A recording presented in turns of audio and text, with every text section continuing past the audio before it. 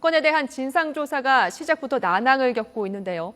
유엔 안전보장이사회가 만장일치로 이 사건에 대한 독립적이고 국제적인 조사를 요구했지만 추락 현장에 도착한 유럽연합 사절단은 친러 반군 방해 때문에 별다른 성과를 거두지 못했습니다. 미국과 러시아는 피격 책임을 놓고 공방을 벌이고 있습니다. 국제부 신호 기자 나와 있는데요. 어서 오십시오. 네, 추락한 여객기의 탑승자 국적은 모두 확인이 됐죠? 네, 그렇습니다. 추락 사흘째가 돼서야 그 국적이 모두 확인됐습니다. 마지막까지 4명의 국적이 파악되지 않았는데 1명은 미국인 그리고 3명은 베트남인으로 확인됐습니다. 여객기가 출발한 네덜란드가 189명으로 가장 많았고 승무원 15명을 포함해서 말레이시아 국적자가 44명이었습니다. 또 호주 27명, 인도네시아 12명, 영국, 독일, 벨기에 등 모두 12개 나라 국적자가 탑승했고요. 한국인 탑승자는 없었습니다. 네, 이 진상조사를 위해서 이제 현장에 유럽연합 조사단이 파견이 됐는데 현장 접근조차 참 어려웠다고요? 네, 그렇습니다. 유럽 안보 협력기구 사절단 30명이 우크라이나 동부 도네츠크 그 추락 현장에 파견이 됐는데 제대로 조사를 하지 못했습니다. 이 지역을 친러 반군이 장악하고 있기 때문인데요. AP통신은 반군 감시 때문에 사절단이 부분적이고 피상적인 조사밖에 하지 못했다고 보도했습니다. 사절단이 기체 파편을 들여다보려고 하자 반군이 공중에 경고 사격을 하면서 공포 분위기를 조성하기도 했다고 합니다. 일단 미사일 파편을 찾는 게 중요한데 이런 식이라면 여객기를 격추시킨 책임이 있는 쪽에서 관련 증거를 훼손할 가능성이 크다는 우려가 제기되고 있습니다. 미사일 파편을 찾는다고 해도 그것만으로는 이게 우크라이나에서 쓰던 것인지 또는 그 반군이 러시아에서 받은 건지 확인할 수가 없습니다. 러시아제 미사일이지만은 우크라이나에서도 사용하고 있기 때문입니다. 사고 여객기의 블랙박스도 반군이 회수해서 러시아로 보내서 분석하겠다는 입장이어서 사실상 피격 원인 파악에 별 도움이 되지 않을 것이라는 전망도 나오고 있습니다. 네, 유엔이 어젯밤에 안전보장이사회를 긴급 열어서 현장에 대한 독립적인 조사를 요구하지 않았습니까? 만장일치로 이렇게 하기로 했었죠? 네, 그렇습니다. 러시아를 포함해서 만장일치로 철저하고 독립적인 국제조사를 촉구하는 언론 성명을 냈습니다. 조사관들의 현장 접근을 허용하라는 내용이 포함되어 있는데 앞서 전해드린 대로 이 내용이 강제성이 없기 때문에 실제 현장에서는 적용이 되지 않는 경우가 많았습니다. 반군의 그 방해 때문에 조사가 제대로 이루어지지 않는 그런 상황을 말씀드리는 건데요. 이사회에서 미국과 우크라이나는 이번 사건 배후로 러시아를 지목했습니다. 반대로 러시아는 터무니없는 추측이라면서 우크라이나 정부를 탓했습니다. 양측 얘기를 차례로 들어보겠습니다. It is unlikely that the separatists could effectively operate the system without assistance from knowledgeable personnel. Thus, we cannot rule out technical assistance from Russian personnel in operating the systems.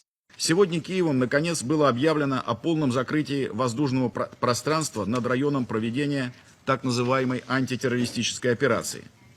Почему этого нельзя было сделать раньше, не дожидаясь сотен жертв? 네, 우크라이나는 물론이고요. 미국도 러시아와의 갈등이 점점 점화되고 있는 느낌입니다. 네, 그렇습니다. 이번 사건은 미국이 우크라이나 내전 사태와 관련해서 러시아에 대한 추가 제재를 발표한 지 하루도 안 돼서 이번 피격 사건이 일어났습니다. 미국인은 1명만 포함되어 있지만 미국은 우크라이나 정부를 지원하는 입장이기 때문에 이번 사건에 개입할 수밖에 없는 상황입니다. 미국은 여객기 추락 직후에는 신중한 반응을 보였지만 이틀째부터 러시아를 이번 사건 배후로 지목했습니다. 왕선택 워싱턴 특파원의 리포트를 보시고 자세한 내용을 알아보겠습니다. 말레이시아 항공 여객기가 우크라이나 상공에서 격추된 지 만 하루 만에 버락 오바마 대통령은 여객기가 지대공 미사일에 격추됐다고 규정했습니다. 미사일은 우크라이나 내부 친러시아 반군 지역에서 발사됐다고 설명했습니다.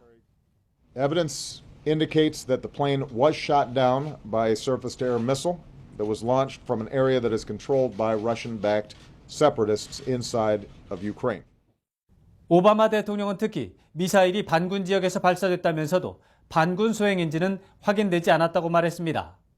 그러면서 문제의 미사일을 조작하기 위해서는 고도의 훈련이 필요하다고 말해 미사일 발사 과정에 러시아군이 개입했을 가능성에 주목하고 있음을 시사했습니다. a group of separatists can't shoot down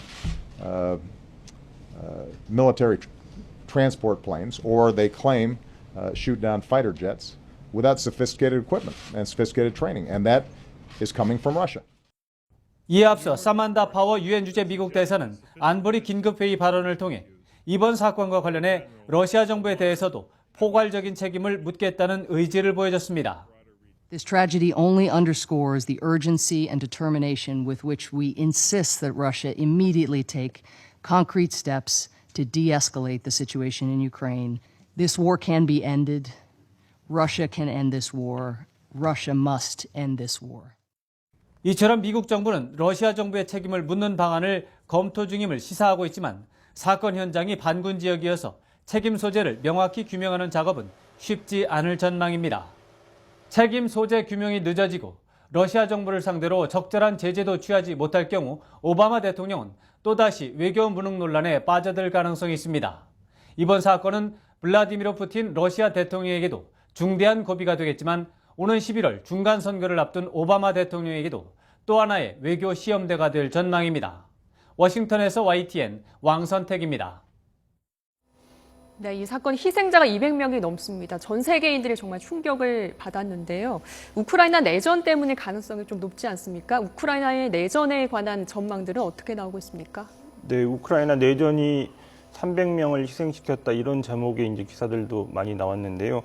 어느 쪽이든 여객기 격추 당사자로 지목될 경우에는 이 국제적인 비난은 물론이고 내전 명분 자체를 잃을 가능성이 높습니다. 내전 명분을 잃게 되면은 실제 내전 상황에서도 불리한 입장에 놓일 수밖에 없습니다.